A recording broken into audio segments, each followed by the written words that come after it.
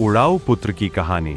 यीशु ने यह दृष्टांत सुनाया। एक व्यक्ति के दो बेटे थे।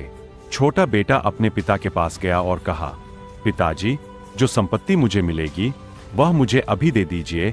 पिता ने उनकी संपत्ति दोनों बेटों में बांट दी। कुछ दिन बाद छोटा बेटा सब कुछ लेकर एक दूर देश चला गया। वहां उसने अपने धन को फिजूल खर्च किया और गलत कामों में लुटा दिया।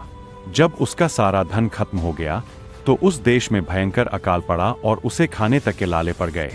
वह एक किसान के यहाँ काम करने लगा, जहाँ उसे सूअर चराने का काम मिला। वह इतना भूखा था कि सूअरों के लिए जो खाना दिया जाता था वही खाने को तरसने लगा, लेकिन कोई उसे कुछ नहीं देता था।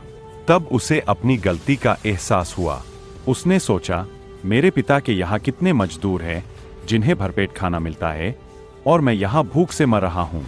मैं उठकर अपने पिता के पास जाऊंगा और कहूंगा, पिताजी, मैंने स्वर्ग के खिलाफ और आपके खिलाफ पाप किया है। अब मैं आपका बेटा कहलाने के लायक नहीं हूं। मुझे अपने मजदूरों में से एक बना लीजिए। वह उठकर अपने पिता के पास चल दिया। जब वह अभी दूर ही था, उसके पिता ने उसे देखा और दया से भर गए। उन्होंने दौड़कर उसे गले लगाया और चूमा। बेटे ने कहा, पिताजी, मैंने स्वर्ग के खिलाफ और आपके खिलाफ पाप किया है। अब मैं आपका बेटा कहलाने के लायक नहीं हूं। लेकिन पिता ने अपने सेवकों से कहा, जल्दी से सबसे अच्छा वस्त्र लाओ और उसे पहनाओ। उसकी उंगली में अंगूठी और पैरों में जूते पहनाओ। आज हम दावत करेंगे और खुशी मनाएंगे, क्योंकि मेरा यह बेटा जो मर गया था अब जीवित हो गया है, जो खो गया था वह मिल गया है। और उन्होंने जश्न मनाया। इस बीच बड़ा बेटा खेत में था। जब वह घर लौटा और संगीत और नाच गाने की आवाज सुनी तो उसने एक सेवक को बुलाकर पूछा, यह सब क्या हो रहा है? सेवक ने उत्तर दिया, तुम्हारा भाई लौट आया है, वह सही सलामत लौट आया है। बड़ा भाई गुस्से में आ गया और घर के अंदर नहीं गया।